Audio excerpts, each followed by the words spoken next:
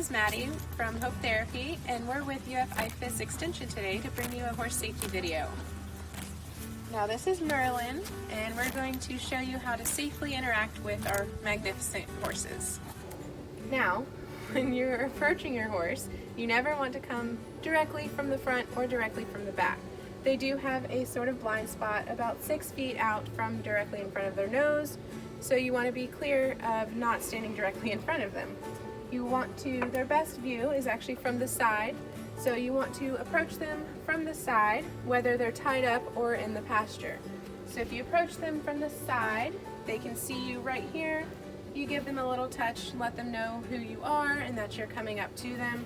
Then they are perfectly aware and will not get startled. Alright, now we're going to demonstrate the quick release knot. We use a quick release knot so that if your horse were to startle, or if in case of an emergency you needed to get him free fairly quickly, this is the best way to do it. So when you go to tie your quick release knot, you want to be sure that you have enough space for your horse to move his head, but not enough for it to get stuck under his front legs. Alright, so once you put your lead rope over the pole or post, you make 2 loops, 1 on each side, and then you connect the 2 loops and pull tight. Fairly simple. There are a few different ways to do it, but that's the way I find easiest. Now if we need to release that, we simply grab the end of the rope, pull, and he is released. All horse handlers should be familiar with tying a rope halter, and here's how to do it. Step 1. Position the halter properly on the horse's head and take the end rope behind the loop and pull it downward through the loophole. Next, run the end rope behind the loop towards the horse's eye, and then pull the end rope through the loop you just created. Pull the end of the rope toward your horse's tail to tighten and secure it, and you're done.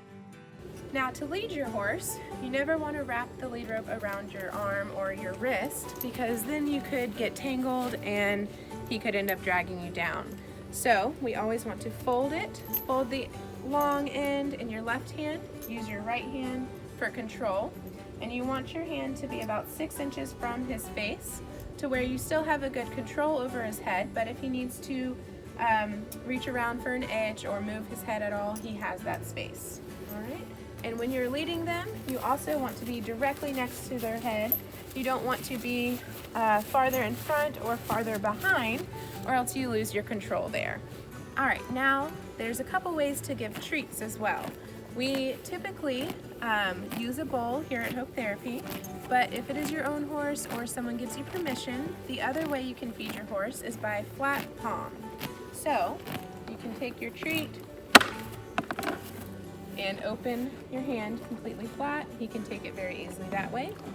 Or we'll use the bowl. Let him finish chewing first. We'll use the bowl and let him take it out of the bowl so that no one's fingers do get mistaken for treats. Alright, now we're going to show you how to release your horse into his paddock. Alright, so first and foremost, never let your horse go through an opening first. Always be sure to be the first one to go through, and then you step over and let your horse follow.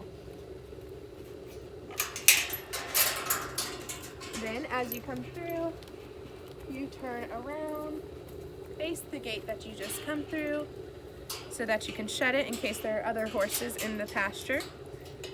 And then we're going to take off that halter. And by doing this with him facing the gate, if he were to get excited and kick up his heels, you have time to get out of the way. That's a good boy.